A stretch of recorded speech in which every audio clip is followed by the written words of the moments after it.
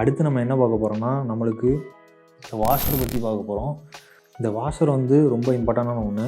இதை நீங்கள் தொலைச்சிட்டிங்க அப்படின்னா கண்டிப்பாக உங்களுக்கு வந்து இந்த மோட்டரில் வந்து ரொம்ப பெரிய டேமேஜ் இருக்கும்னு சொல்ல முடியாது. பட் அதுவுமே ஒரு ஷாஃப்டோட வியர் அவுட்டுக்கும் அது ஒரு சான்சஸாக இருக்கும். அதேமாதிரி உங்கள் பியரிங் இருக்குல்ல, அதில் வந்து ஏதாவது டேமேஜ் ஆகிறதுக்கும் இந்த வாஷர் வந்து ஒரு பெரிய விஷயமாக கூட இருக்கலாம். ஏன்னா உங்களுக்கு வந்து பியரிங்க்கு மேலே இருக்க அந்த ஷாஃப்ட்டும் அந்த பியரிங்கும் டச் ஆகிற ஒரு இடத்துல தான் இந்த வாஷர் இருக்கும். நீங்கள் வந்து டியர் டவுன் பண்ணுறப்போ அந்த வாஷர் வந்து நீங்கள் ரிமூவ் பண்ணுறப்போ கீழே விழுந்தாலும் விழுந்துடும். அதை நீங்கள் வந்து தொலைச்சிட்டிங்க அப்படின்னா, நீங்கள் அதில் வாஷர் இருந்ததுன்னே உங்களுக்கு தெரியாமல் போயிட்டு அப்படின்னா அது வந்து ரொம்ப ரொம்ப கஷ்டமான ஒரு விஷயம். ஏன்னா அந்த வாஷர் இல்லை அப்படின்னா உங்களுக்கு வந்து பியரிங் நம்ம ஷாஃப்ட் இருக்குல்ல, நம்ம வைப்ரேட் ஆகிறப்போ உங்களுக்கு வந்து பியரிங்கில் டேரெக்டாக வந்து அது இம்பேக்ட் பண்ணும் அந்த வாஷர் இல்லை அப்படின்னா. அதனால் மட்டுமே உங்களுக்கு வந்து ஷாஃப்ட் வந்து வியர் அவுட் ஆகலாம். அப்படி இல்லைனா உங்களுக்கு வந்து பெர்ஃபார்மன்ஸ் லேக் ஆகலாம். ஸோ இந்த வாஷர் வந்து பார்த்திங்கன்னா உங்களுக்கு இல்லாமல் நீங்கள் ஃப்ளை பண்ணுறீங்க அப்படின்னா கண்டிப்பாக உங்களுக்கு வந்து ஷாஃப்ட்டும் டேமேஜ் ஆகும். அது மட்டும் இல்லாமல் ஷார்ட் டைம்லேயே உங்களுக்கு மோட்டர் வந்து டோட்டலாக டேமேஜ் ஆகிரும். அதுக்கு மீறியும் நீங்கள் ஃப்ளை பண்ணுறீங்க அப்படின்னா ஃப்ளை பண்ணுற ஐடியாவில் இருக்காதீங்க. நீங்கள் வந்து கண்டிப்பாக ஒரு வாஷர் வாங்கிக்கோங்க. வாங்கி அதில் வந்து ஃபிட் பண்ணிவிட்டு அப்புறம் நீங்கள் ஃப்ளை பண்ணுங்கள். அது வந்து எந்த ஒரு டேமேஜும் இருக்காது. பட் வாஷரை நீங்கள் தொலைச்சிட்டு நீங்கள் ஃப்ளை பண்ணணும். ஸோ அடுத்து வந்து என்ன பார்க்க போகிறோன்னா, இப்போ இதுக்கு முன்னாடியே பார்த்தா வாஷர் மாதிரி இந்த ஓரிங்கும் வந்து ரொம்ப இம்பார்ட்டண்டான ஒரு ரோலை ப்ளே பண்ணுது இந்த மோட்டரில்.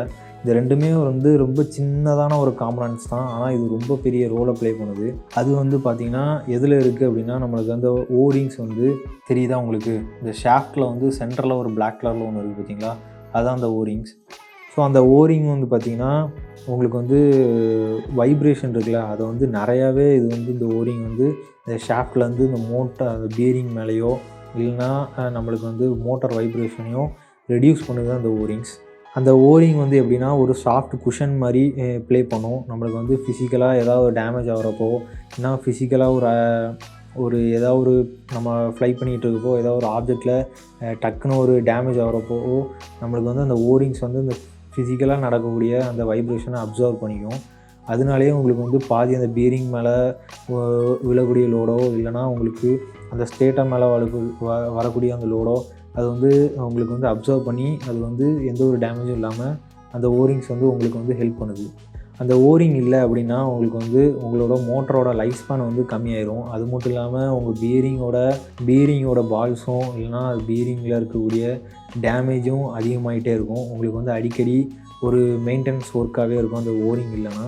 அந்த ஓரிங் இருக்கிறதுனால தான் உங்களுக்கு வந்து எக்கனாமிக்கலாகவும் அதுக்கு பிறகு வரக்கூடிய டேமேஜையும் அது ரெடியூஸ் பண்ணுது அந்த ஓரிங். அடுத்து என்ன பார்க்க போகிறீங்கன்னா ஏர் கேப்ஸ் அப்படிங்கிறது எப்படின்னா, உங்களுக்கு இந்த மேக்னெட்டுக்கும் அந்த ஸ்டேட்டாருக்கும் இடையில இருக்கிறது தான் ஏர் கேப்ஸ்னு சொல்லுவாங்க. உங்களுக்கு இதில் தெரியும்னு நினைக்கிறேன்.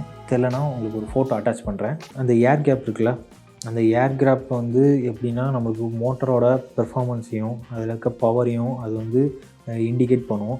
அது எப்படின்னா உங்களுக்கு வந்து எவ்வளோ சின்னதான ஒரு ஏர் கேப் இருக்கோ, அந்த ஏர் கேப் வந்து எவ்வளோ கம்மியாக இருக்கோ, அந்த மோட்டாருக்கும் ஸ்டேட்டாருக்கும் உள்ள இடையில இருக்க அந்த ஏர் கேப் இருக்குல்ல, அது வந்து எவ்வளோ சின்னதாக இருக்கோ அது வந்து உங்களுக்கு ஒரு மோட்டாரோட பவர்ஃபுல்லாக மட்டும் ஆக்காமல் உங்களுக்கு வந்து ரெஸ்பான்ஸையும் அப்புறம் அதில் அந்த மோட்டாரில் இருக்கக்கூடிய டார்க்கையும் வந்து அது இண்டிகேட் பண்ணுது.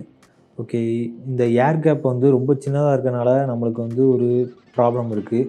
அது என்னென்னு பார்த்தீங்கன்னா, டேரெக்டாக வந்து உங்களுக்கு வந்து அந்த மேக்னெட்டில் ஷாஃப்ட்டில் டேமேஜ் ஆகிறப்போ உங்களுக்கு வந்து டேரெக்டாக மேக்னெட்லேயும் அந்த ஸ்டேட்டாருக்கும் நடுவில் இருக்க அந்த ஏர் கேப்பை வந்து ரெடியூஸ் ஆயிரும்.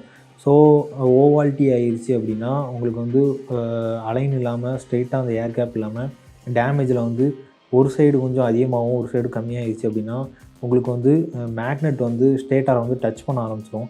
ஸோ அந்த ஸ்டேட்டாரில் டச் பண்ணப்போ நம்மளுக்கு வந்து ஸ்டேட்டாரை வந்து டேமேஜ் பண்ணி மொத்தமாக எடுத்துரும். அது மட்டும் இல்லாமல் உங்களுக்கு டேமேஜ் ஆகிற மட்டும் அந்த ஸ்டேட்டாக டேமேஜ் ஆக மட்டும் உங்களுக்கு மோட்டரை வந்து ரீப்ளேஸ்மெண்ட் பண்ணுற மாதிரி தான் இருக்கும்.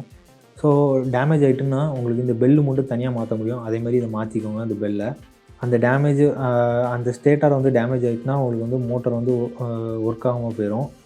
அதனால் நீங்கள் வந்து ஃபஸ்ட்டே டேமேஜை பார்த்துட்டு அதை ரீப்ளேஸ்மெண்ட் பண்ணிடுங்க, எதை ரீப்ளேஸ் பண்ணணும் அப்படிங்கிறத பார்த்து. அடுத்து நம்ம என்ன பார்க்க போகிறோன்னா கிளிப், சி கிளிப், அப்புறம் ஸ்க்ரூ அப்படிங்கிறது வந்து இந்த கீழே வந்து நம்ம மோட்டார் ஷாஃப்ட் இருக்குல்ல, அது வந்து ரிமூவ் ஆகி போகாமல் இருக்கிறதுக்கு உங்களுக்கு வந்து ஸ்க்ரூ, கிளிப், சி கிளிப்ஸ் தான் யூஸ் பண்ணுவாங்க. அது வந்து எப்படின்னா இந்த 3 டைப்புமே இருக்குது. நம்மளுக்கு முன்னாடி வந்து சி கிளிப், கிளிப்ஸ்லாம் யூஸ் பண்ணிகிட்டு இருந்தாங்க. அது வந்து ரிமூவ் பண்ணுறப்போ வந்து கொஞ்சம் கஷ்டமாக இருக்குது. அது மட்டும் இல்லாமல் நீங்கள் ஃப்ளை பண்ணிகிட்டு இருக்கும்போதே அந்த சி கிளிப் வந்து ஏதாவது ஒரு பவுன்ஸ்லேயோ இல்லைனா அது வந்து பெண்டாக இருந்தாலும் அந்த சி கிளிப் வந்து கீழே விழுந்துடும், அது மிஸ் பண்ணிடுவீங்க. அதுக்கப்புறம் நீங்கள் எப்போவாவது மோட்டார் பெர்ஃபார்மன்ஸ் வந்து ஏதோ மிஸ் ஆகுது இல்லைனா வைப்ரேஷன் அதிகமாக இருக்குது அப்படின்னு நீங்கள் செக் பண்ணும்போது தான் அது உங்களுக்கு தெரியும் அந்த மோட்டாரில் இருக்கக்கூடிய அந்த சி கிளிப்போ, கிளிப்போ வந்து கீழே விழுந்திருக்கு அப்படின்னு. இப்போது வந்து ஆஃப் ஆன எல்லா மோட்டார்லையுமே வந்து ஸ்க்ரூ தான் யூஸ் பண்ணுறாங்க. ஸோ அந்த ஸ்க்ரூலேயும் ஒரு ட்ராபேக் இருக்குது.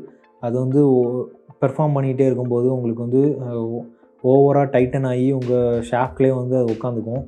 ஸோ அது வந்து ரிமூவ் பண்ணதுக்கு நீங்கள் ரொம்ப கஷ்டப்படுற மாதிரி இருக்கும். ஸோ இந்த 3 டைப் ஆஃப் கிளிப்ஸும் ஒவ்வொரு மோட்டாருக்கும் ஒவ்வொரு மாதிரி இருக்கும். ஆனால் இப்போ வரக்கூடிய எல்லா மோட்டாருமே ஸ்க்ரூ தான் யூஸ் பண்ணுறாங்க. ஏன்னு பார்த்தீங்கன்னா அதுதான் வந்து உங்களுக்கு ஈஸியாக ரிமூவ் பண்ணுறதுக்கும் ரொம்ப ஈஸியாக இருக்கும்.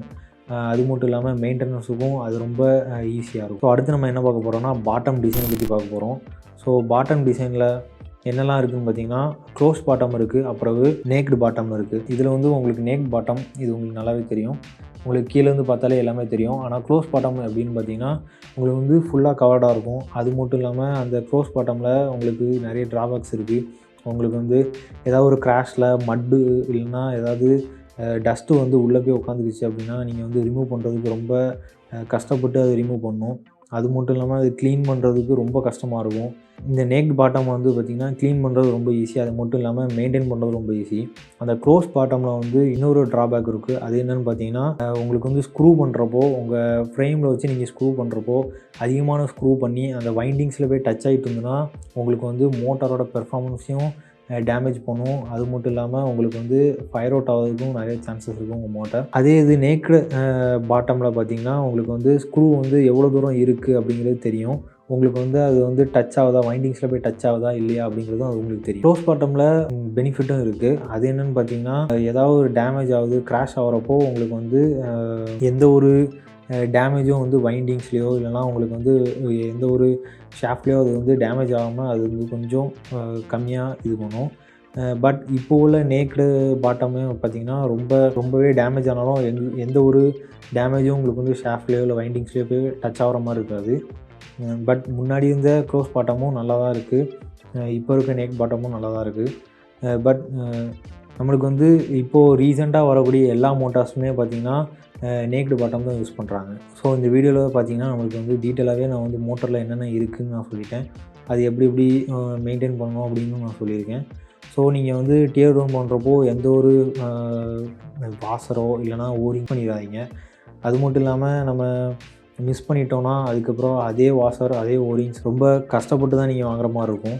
அது மட்டும் இல்லாமல் நீங்கள் எது டேமேஜ் ஆனாலும் நீங்கள் வந்து ரிமூவ் பண்ணி அதை க்ளீன் பண்ணி திரும்ப யூஸ் பண்ணுங்கள். அதேமாதிரி உங்கள்கிட்ட நிறைய ஆல்ரெடி நீங்கள் எக்ஸ்பீரியன்ஸான பைலட்டாக இருந்தீங்கன்னா உங்கள்கிட்ட வந்து நிறைய மோட்டார்ஸ் இருக்கும். ஸோ நீங்கள் வந்து நியூ மோட்டார்ஸ் தான் வாங்கணும்னு ஒன்றும் இல்லை, நீங்கள் ஆல்ரெடி இருக்க மோட்டார்ஸ்லேயே உங்களுக்கு எது டேமேஜ் ஆகிருக்கோ அதை மட்டும் ரீப்ளேஸ் பண்ணி யூஸ் பண்ணுங்கள். பட் உங்களுக்கு கண்டிப்பாகவே உங்களுக்கு வந்து ஷாஃப்டே வந்து மொத்தமாக பெல்லே வந்து ரொம்ப டேமேஜ் ஆகி உங்களுக்கு உள்ளே இருக்க ஸ்டேட்டர்லாம் வந்து டேமேஜ் ஆகிருக்கு அப்படின்னா நீங்கள் வந்து மொத்தமாக ரீப்ளேஸ் பண்ணி தான் ஆகணும். அது மட்டும் இல்லாமல் உங்களுக்கு சின்னதாக உங்களுக்கு வந்து வைண்டிங்ஸ் வந்து பேர்ன் ஆகிருக்கு அப்படி இல்லைனா பெல்லு நல்லா இருக்குது அப்படின்னா உங்களுக்கு வந்து வேறு ஏதாவது சின்ன கிராஷில் வந்து மேலே மட்டும் பெல்லில் ஆகிட்ட டேமேஜ் ஆகிருக்கும். ஸோ அந்த மாதிரி டைமிங்ஸில் நீங்கள் அந்த பெல்லை ரிமூவ் பண்ணிட்டு நீங்கள் ஆல்ரெடி உங்கள்கிட்ட இருக்க மோட்டார் லெவல் பெல்லை சில மோட்டார்ஸில் சில பெல்ஸ் சேரும், சில மோட்டார்ஸில் சில பெல்ஸ் சேராது. ஸோ அதில் இருக்க மேக்னட்ஸும் ஒரு மெயின் ரோல் இருக்குது, அப்புறம் ஸ்டேட்டரும் மெயின் ரோல் இருக்குது. நீங்கள் வந்து ஒரே ப்ராடக்டை யூஸ் பண்ணுறீங்கன்னா அப்போது வந்து நீங்கள் இன்டர்சேஞ்ச் பண்ணி யூஸ் பண்ணுறப்போ உங்களுக்கு வந்து எந்த ஒரு டேமேஜ் இருக்காது. ஆனால் நீங்கள் வந்து டிஃப்ரெண்ட்டான ப்ராடக்ட்ஸு டிஃப்ரெண்டான பார்ட்ஸ் யூஸ் பண்ணுறீங்க அப்படின்னா உங்களுக்கு வந்து இன்டர்சேஞ்ச் பண்ணாதீங்கன்னு நான் சொல்லுவேன். ஏன்னா அது வந்து உங்களுக்கு வந்து மோட்டாரோட பெர்ஃபார்மன்ஸையும் டேமேஜ் பண்ணும், மேக்ஸிமம் மோட்டாரையே வந்து டேமேஜ் பண்ணும். அதனால் நீங்கள் வந்து இன்டர்சேஞ்ச் பண்ணி யூஸ் பண்ணாதீங்க. இன்னும் ரிசர்ச் பண்ணி பாருங்கள் இன்டர்சேஞ்ச் பண்ணி யாராவது யூஸ் பண்ணியிருக்காங்களா அப்படின்னு. நீங்கள் ஃபஸ்ட்டு ட்ரை பண்ணுறீங்கனாலும் ஓகே ட்ரை பண்ணி பாருங்கள். பட் உங்களுக்கு வந்து கண்டிப்பாக ஏதாவது ஒரு டேமேஜ் இருக்கும், இல்லைனா பெர்ஃபார்மன்ஸ் லாஸ் இருக்கும். ஏன்னா அந்த மோட்டரோட மேக்னட்ஸு ஸ்டேட்டாரு அதெல்லாம் வந்து கரெக்டாக மெஷர் பண்ணி தான் அதில் வச்சுருப்பாங்க. ஸோ சில டிசைன் வந்து சில இதில் சேரும், சில இதில் சேராது, அதுவும் இருக்குது. அதனால் நீங்கள் பார்த்து இன்டர்சேஞ்ச் பண்ணி யூஸ் பண்ணணும்னா யூஸ் பண்ணிக்கோங்க. மேக்ஸிமம் இன்டர்சேஞ்ச் பண்ணி யூஸ் பண்ணாதீங்க அப்படின்னு தான் நான் சொல்லுவேன். ஸோ இவ்வளோ தான் வந்து மோட்டரில் நீங்கள் வந்து டீட்டெயிலாக தெரிஞ்சுக்க வேண்டிய விஷயங்கள் இருக்குது. ஸோ அடுத்த வீடியோவில் பார்க்கலாம். பாய்.